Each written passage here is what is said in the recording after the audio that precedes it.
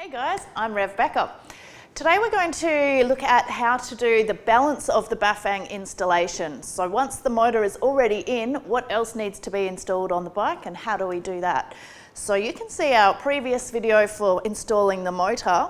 This video is going to cover installing the speed sensor, removing the derailleur if you would like to do that, fitting the gear sensor, installing the battery, mounting the display on the handlebars, the throttle, the brake sensor cutout and so on. So let's jump in.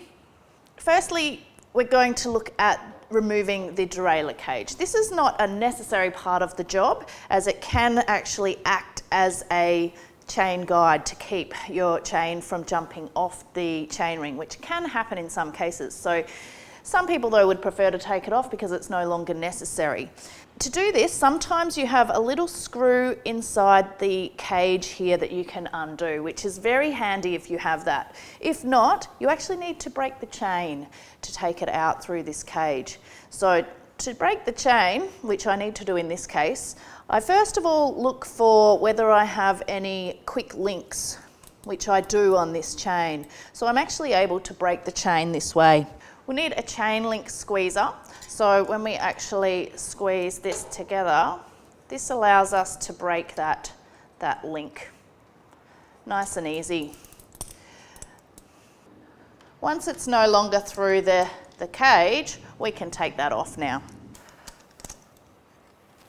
Okay, there we go. So the cable in this case is still connected.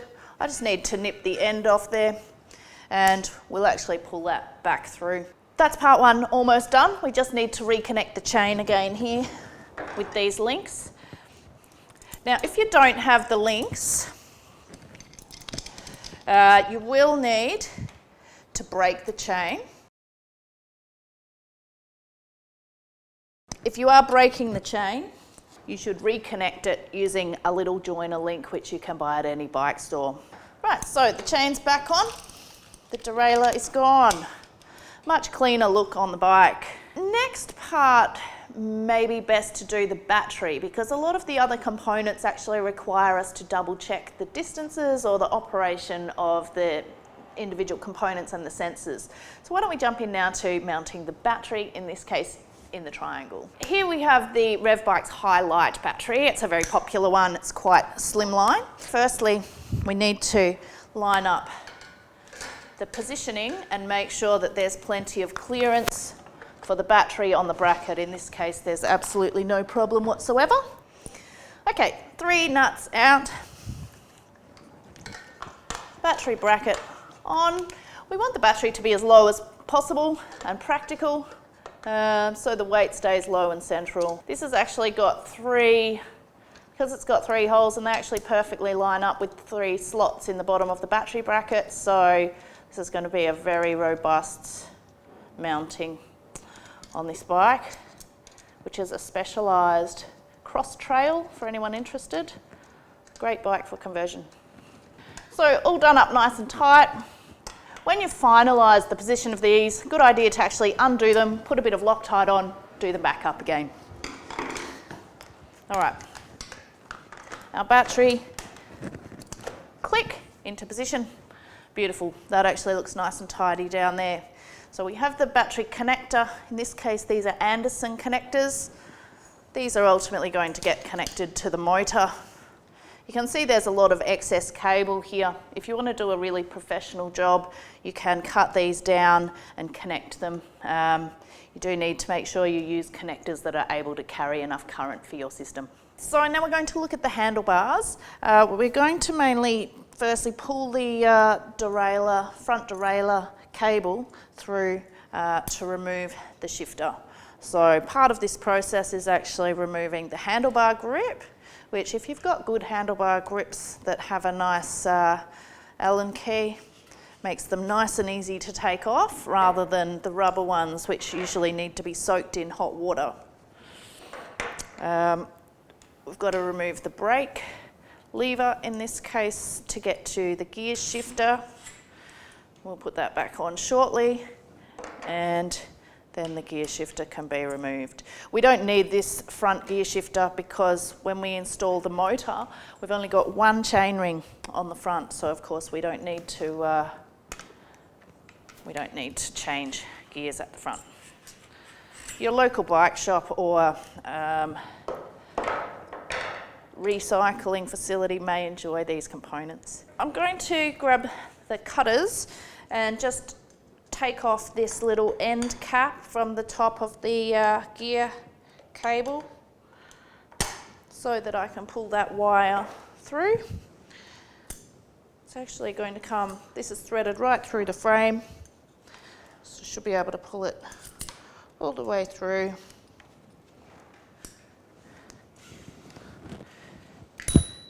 Okay, ding ding, there we go. So we can actually pull this cable outer through as well. We don't need that.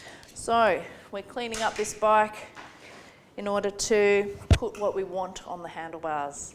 So if you can imagine you're going to be riding this electric bike, you're going to have a display. It's one of the first things we're going to put over the center of the head stem. We've taken this shifter off, so there's a lot of space on the left-hand side, which is a great place for the buttons for the pedal assist, so you can go up and down between the levels. There's also so much space that if you do want a throttle, and they do come with our kits, with I presume most kits, you can fit both of them as well as the brake lever on this side because you've removed the shifters. So why don't we go ahead and put, usually I put the throttle the furthest away because you're not really going to be using it that often, I guarantee. You won't be using it as often as you think because the pedal assist does the work most of the time. Then I put the brake lever on. This is a hydraulic brake lever, so we are not going to use these levers supplied in the kit. If you have a cable type brake, then it's much easier to actually use this brake lever. Just put your cable in through here rather than having to use what we're going to do, which is the sensor, which you can see in another video.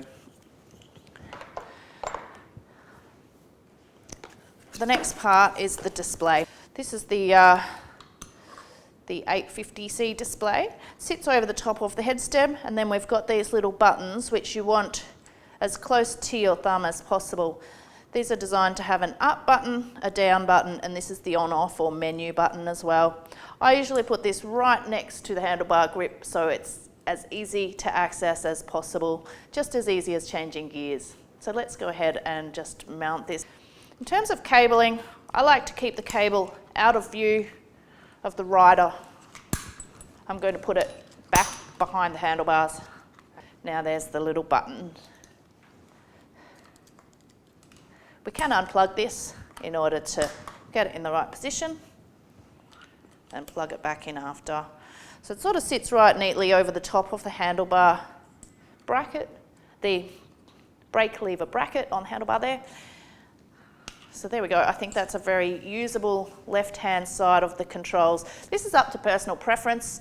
If you are going to use the throttle a lot, you may prefer to have it over this side, but for me, I usually just use it every now and then. So you may choose to move the bell, whatever. There we go. This is all fine-tuned when we get to do the test ride anyway. Okay, so that's the simple part of the handlebars. The more complicated part is the gear sensor if you choose to install it. So we'll jump onto that now. This is a shift sensor.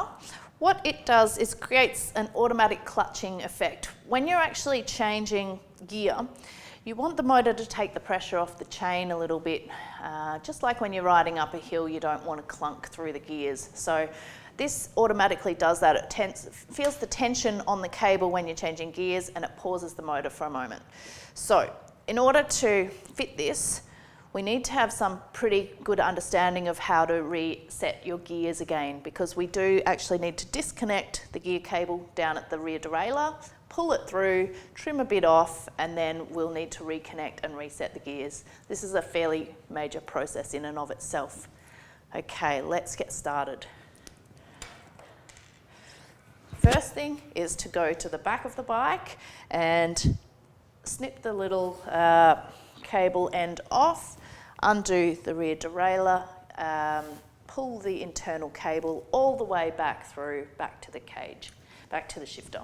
We have the snippers again, just to snip that end cap off. Try to do a neat job.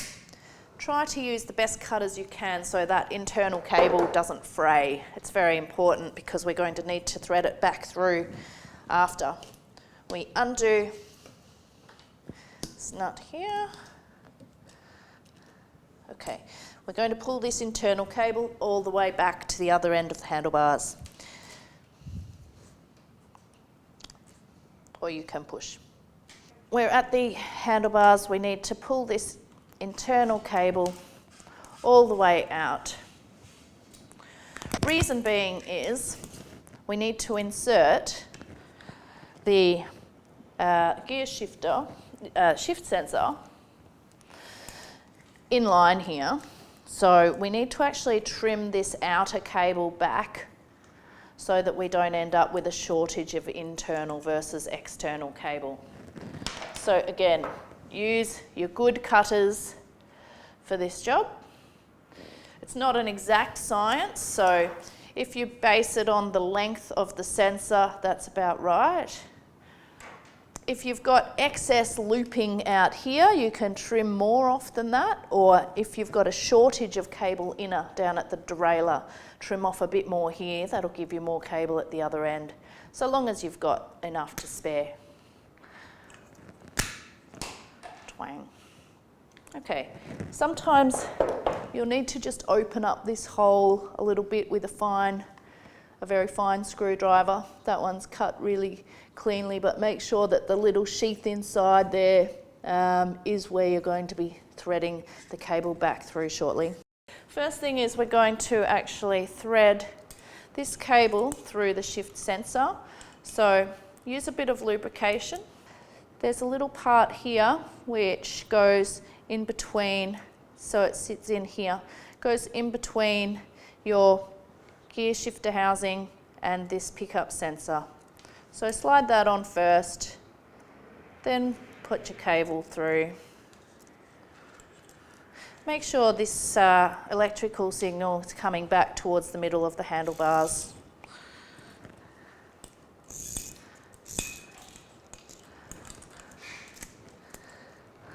That should just sit neatly inside the shifter housing. In some cases, if there's too much of an angle on this cable here or the positioning, it can be good to actually leave a little bit of that cable outer in place, but you will need some of those end caps instead. Speaking of which, I've got this little end cap. It's very important to always have these on the end of cables, otherwise the compression on the cable will cause your gears to not work properly. All right, nearly there. Okay, so this should click all the way back into position up there. When you're resetting the gears, do make sure that that cap hasn't come out of that sensor there. All right, now we just need to reconnect the gears and tune them up again, which we probably do at the end of the job. So just to finish off the handlebars, we're going to connect the handlebar controls down to the motor. So we've got this loom here, which means you've only got one cable that goes down to the motor and it splits out to 4. These are all colour-coded connectors when we take the plugs off. So you can't do anything wrong here. Now, unless you've been supplied mismatched parts, you've got the green connector for the display. Now, critically, they have these little white arrows on some of them. There's very fine pins inside here, so do make sure you're paying attention when you plug these in. Some of them don't have such obvious white arrows. We've got 2 here with the same. These are for your cutout sensors. So one of them or both of them can be used for brake cutouts, and the gear sensor. In this case, we don't have any brake cutouts yet. That's shown on a different video. But if you want to put both brake levers on and also a gear sensor, our kits come with a splitter as well. So this actually turns these 2 connectors into 3. In this case, we're only going to need 2, one for the gear shifter and one for the brake cutout sensor that we'll do later. So there we go, we've got everything connected up. My preferred way of actually tidying the excess cable is bunching it up and storing it underneath the head stem here. So that actually makes for the tidiest place to keep the excess cable. So that's what you go and spend an extra half an hour on at the end of the job, just to make it look that bit perfect. All right, so we just run this down to the motor, plug it in. In order to test everything, we don't need for it to be beautiful just yet. We'll thread it up through there. Again, looking out for the arrows here. We do want to make sure that we're not bending any pins. Okay, so that should be connected. Now, we want to connect the battery cable. Let's get that out the way of the chain. Feed it back down this side. Again, we're going to trim up this cable to make a professional finish. This is one of the benefits of getting your conversion done by Rev Bikes rather than doing it yourself, is that we actually take all this extra length out and put a nice neat connector down hiding under here for you. But for the sake of testing it, that's done enough. Okay, you'll notice there's one extra cable. There's one thing we still need to connect. This is for the Speedo pickup. Okay, so to do the Speedo sensor, it's going to mount here on the chainstay. We've got the actual sensor that plugs in here. Then we've got the part that connects it to the bike, which I like to have it hanging out of view underneath the chainstay. So I slide it on that way and actually mount it down there. I find that it's the least visible. If you're worried about vulnerability, then you might actually choose to mount it up that way instead. So it's more visible, but out of harm's way. So we take this little, we've got the magnets here too. We'll take this little sticky part off, get it roughly into position. Firstly, we want to actually put the magnet on to make sure we're going to be within realm. Don't lose this little tiny screw, which is going to go to hold the pickup in place. You want to put the magnet onto the spoke. You want to have a look at making sure that the spoke's not too far away from the stay in the area that you're going to mount it. You want about sort of 3 mils of clearance. So that's going to be ideal in that position. I usually move it as close as I can towards the disc to take up the bit of extra slack cable that's here. So essentially, just take this sticky part off, grab our cable ties, stick it against a nice flat surface.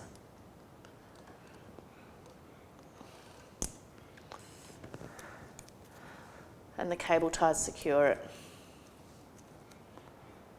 All right, double check that we've done everything critical up nice and tight. Now it's our moment of truth. Okay, final check over before we're actually going to test the system. I want to make sure there's no cables dragging on the tyre, which there is. I'm just going to clip this one up out of the way. We want to make sure that there's not going to be anything in the way of the cranks, which there's not at the moment. So, moment of truth, turn the battery on. Battery's turned on. Turn the display on. And the display comes on. So we're getting power to the display. Perfect. We need to test whether the motor is engaging from the pedelec. Yes, it is. You can hear how quiet it is. Okay, that's functioning. We can test the throttle. Yes, all good there. The gears need some adjustment. We didn't go back to the gears yet, so that's another YouTube video for setting the gears. That's quite an art in itself. All right, you may notice that there's the shift sensor, there's the light flashing. When we change gears, we can see that go red. So when it feels tension, when it feels pressure on that cable, it pauses the motor there. So that's functioning. We've also got the Speedo magnet, which shows the red light, flashes as it goes past. So looks perfectly functional. All right, so we have a functioning bike. This is awesome. We just need to spend a bit of time on tidying the cables, which leads to the perfect feeling of satisfaction and pride in your work. This will be done to a very high standard if you do get your installation done by Rev Bikes. If you're too far away though, you can do it yourself as well. I hope you've enjoyed this video. Please subscribe if you haven't already. We will continue to make more videos about Bafang and hub motor kits. Thanks for watching. I've been Rebecca. See you later.